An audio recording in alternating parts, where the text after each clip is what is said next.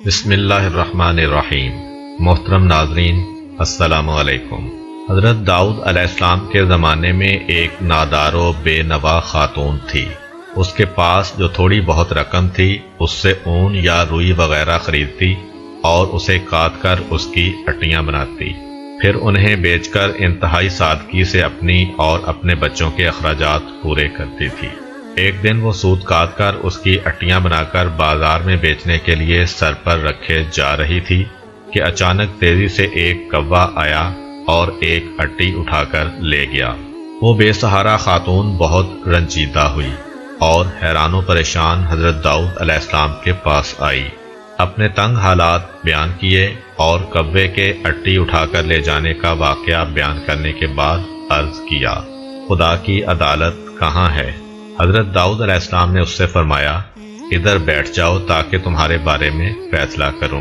ایک طرف یہ واقعہ پیش آیا اور دوسری طرف یہ ہوا کہ کچھ لوگ کشتی کے ذریعے دریا عبور کر رہے تھے۔ ان کی کشتی میں سوراخ ہو گیا اور پانی داخل ہو جانے سے کشتی کے ڈوبنے کا خطرہ تھا۔ ان لوگوں نے نظر مانی کہ اگر اس خطرے سے نجات مل گئی تو 1000 دینار کسی فقیر کو دیں گے۔ اللہ تعالیٰ نے ان پر لطف و کرم کیا اور اس کوے کی ڈیوٹی لگائی کہ وہ اس خاتون کی اٹی اٹھا کر کشتی میں لا پھینکے۔ کوے نے ایسا ہی کیا۔ ان لوگوں نے سود کی اس اٹی سے فائدہ اٹھایا، کشتی کا سوراخ اچھی طرح بند کیا اور ڈوبنے سے نجات پائی۔ جب وہ لوگ ساحل پر پہنچ گئے تو اپنی نظر ادا کرنے کے لیے سیدھے حضرت داؤد علیہ السلام کی خدمت میں حاضر ہوئے اور 1000 دینار حضرت کی خدمت میں پیش کرتے ہوئے اپنے دریا سے نجات پانے کا پورا واقعہ تفصیل کے ساتھ سنایا۔ حضرت داؤد علیہ السلام نے اس خاتون کے سامنے خدا کی حکمت و عدالت بیان کی اور وہ 1000 دینار اسے دے دیے۔ وہ خاتون بہت خوش ہوئی اور سمجھ گئی کہ خدا سے زیادہ کوئی بھی عادل تر اور احسان کرنے والا نہیں ہے۔ حضرت داؤد علیہ السلام کے زمانے میں ایک شہوت پرست شخص لگاتار ایک خاتون کے پاس جاتا اور اسے منافی عفت کام کرنے پر مجبور کرتا تھا۔ اللہ تعالیٰ نے اس خاتون کے دل میں ایک بات ڈالی کہ اس شہوت پرست شخص سے کہے کہ تو جب بھی میرے پاس آتا ہے اس وقت ایک اجنبی شخص تیری بیوی کے پاس جاتا ہے۔ اس خاتون نے یہ بات اس شخص سے کہی تو وہ فوراً دوڑا دوڑا اپنے گھر گیا اور کیا دیکھا کہ ایک اجنبی اس کی بیوی کے ساتھ ہم بستر ہے۔ یہ ماجرا دیکھ کر وہ بہت پریشان ہوا، اس شخص کو پکڑا اور حضرت داؤد علیہ السلام کے پاس لے جا کر کہا، اے اللہ کے پیغمبر، میرے اوپر ایک ایسی مصیبت آئی ہے کہ جو آج تک کسی پر نہ آئی ہوگی۔ حضرت داؤد علیہ السلام نے پوچھا، وہ کون سی مصیبت ہے؟ شہوت پرست مرد نے کہا، یہ شخص میری عدم موجودگی میں میرے گھر آیا ہے اور میری بیوی سے زنا کیا ہے۔ اللہ تعالیٰ نے حضرت داؤد علیہ السلام پر وحی نازل کی کہ اس مرد سے کہو، کما تدینو تدانو، جیسا کرو گے ویسا بھرو گے۔ ایک دن حضرت داؤد علیہ السلام گھر میں بیٹھے ہوئے تھے۔ آپ علیہ السلام کے پاس ایک فقیر اور پریشان حال نوجوان بھی بیٹھا ہوا تھا۔ یہ جوان حضرت داؤد علیہ السلام کے پاس بہت زیادہ آتا جاتا تھا اور بہت خاموش طبع تھا۔ ایک دن حضرت اسرائیل علیہ السلام جناب داؤد علیہ السلام کے پاس آئے اور گہری نگاہوں سے اس جوان کو دیکھا۔ جناب داؤد علیہ السلام نے حضرت اسرائیل علیہ السلام سے کہا، اس جوان کو کیوں دیکھ رہے ہیں؟ حضرت اسرائیل علیہ السلام نے کہا، ہاں، مجھے حکم ہوا ہے کہ میں اس ہفتے کے آخر میں اس جوان کی روح قبض کر لوں۔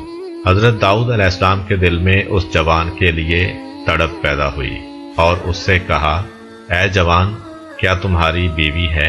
جوان نے کہا، نہیں، ابھی تک میں نے شادی نہیں کی ہے۔ حضرت داؤد علیہ السلام نے اس جوان سے فرمایا، فلاں شخص جو بنی اسرائیل کا مشہور و معروف اور بزرگ فرد ہے کے پاس جاؤ اور اس سے کہو کہ داؤد علیہ السلام تمہیں حکم دے رہے ہیں کہ اپنی بیٹی کو میری زوجہ بنا دو، پھر اس کے ساتھ شادی کرنے کے بعد رات کو اس کے پاس رہو۔ تمہارے زندگی بھر کے جتنے بھی اخراجات ہیں یہاں سے اٹھا کر لیتے جاؤ، البتہ 7 دن بعد دوبارہ میرے پاس آنا۔ حضرت داؤد علیہ السلام کا پیغام اس بات کا موجب بنا کہ اس معروف شخصیت کی بیٹی مذکورہ جوان کی بیوی بنی۔ اس جوان نے حضرت داؤد علیہ السلام کے حکم کے مطابق عمل کیا اور وہ 7 دن کے بعد دوبارہ حضرت داؤد علیہ السلام کے پاس آیا۔ حضرت داؤد علیہ السلام نے اس سے پوچھا، اے جوان، تمہارے یہ دن کیسے گزرے ہیں؟ جوان نے کہا، یہ دن اتنے اچھے گزرے ہیں کہ پوری زندگی میں پہلے کبھی ایسے نہیں گزرے۔ حضرت داؤد علیہ السلام نے فرمایا، بیٹھ جاؤ۔ وہ بیٹھ گیا۔ وہ کافی دیر وہاں رہا، لیکن حضرت اسرائیل علیہ السلام اس کے پاس نہ آئے۔ حضرت داؤد علیہ السلام نے اس جوان سے کہا، اٹھو اور اپنی زوجہ کے پاس جاؤ اور 7 دن کے بعد دوبارہ یہاں آنا۔ وہ چلا گیا۔ 7 دن گزرنے کے بعد وہ حضرت داؤد علیہ السلام کی خدمت میں حاضر ہوا۔ تیسری مرتبہ پھر حضرت داؤد علیہ السلام نے وہی حکم دیا۔ وہ 7 دن بعد پھر حضرت داؤد علیہ السلام کی خدمت میں حاضر ہوا۔ اس دوران میں جناب اسرائیل علیہ السلام تشریف لائے۔ حضرت داؤد علیہ السلام نے جناب اسرائیل علیہ السلام سے فرمایا، آپ کا ارادہ تو یہ تھا کہ آپ 7 دن بعد دوبارہ یہاں پر آئیں گے اور اس نوجوان کی روح قبض کریں گے، لیکن آپ نہیں آئے اور آج تیسرے ہفتے بعد آئے ہیں۔ حضرت اسرائیل علیہ السلام نے کہا، اے داؤد علیہ السلام، اللہ تعالیٰ نے آپ کے رحم کرنے کی وجہ سے اس پر رحم کیا اور اس کی موت 30 سال تک مؤخر کر دی ہے۔ ایک دن خداوند متعال نے حضرت داؤد علیہ السلام پر وحی نازل کی کہ آپ خلادہ بنت اوس کے پاس جائیں، اسے بہشت کی خوشخبری دیں اور کہیں کہ وہ بہشت میں آپ کی ہم نشین ہے۔ حضرت داؤد علیہ السلام نے حکم خداوندی پر عمل کیا، خلادہ کے دروازے پر آئے اور دق الباب کیا۔ وہ دروازے پر آئیں اور دروازہ کھولا۔ جو ہی ان کی نگاہیں حضرت داؤد علیہ السلام پر پڑیں تو عرض کیا، کیا اللہ کی طرف سے میرے بارے میں کچھ حکم نازل ہوا ہے کہ آپ علیہ السلام مجھے وہ خبر سنانے کے لیے تشریف لائے ہیں؟ حضرت داؤد علیہ السلام نے کہا، ہاں۔ خلادہ نے پوچھا، وہ کیا ہے؟ حضرت داؤد علیہ السلام نے کہا، اللہ تعالیٰ نے میرے اوپر وحی نازل کی اور فرمایا ہے تم بہشت میں میری ہم نشین ہوگی۔ خلادہ نے کہا، آپ کو شبہ ہوا ہے، وہ میں نہیں ہوں بلکہ کوئی میری ہم نام ہے۔ حضرت داؤد علیہ السلام نے کہا، ایسا نہیں ہے بلکہ یقیناً وہ تم ہی ہو۔ خلادہ نے کہا، اے پیغمبر خدا، آپ علیہ السلام سے جھوٹ نہیں بول رہی ہوں، خدا کی قسم میں اپنے اندر ایسی کوئی خوبی نہیں دیکھ رہی کہ بہشت میں آپ کی ہم نشین بنوں۔ حضرت داؤد علیہ السلام نے کہا، تم اپنے باطنی امور کے بارے میں کچھ گفتگو کرو تاکہ جان سکوں کہ کیسی ہو۔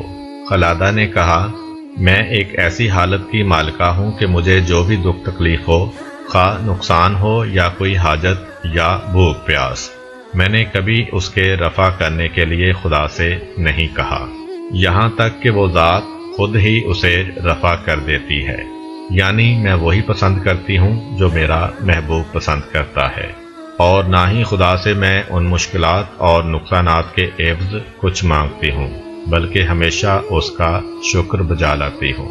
حضرت داؤد علیہ السلام راز کی بات سمجھ گئے اور اس خاتون سے فرمایا، تم انہی خوبیوں کی وجہ سے اس مقام پر فائز ہوئی ہو۔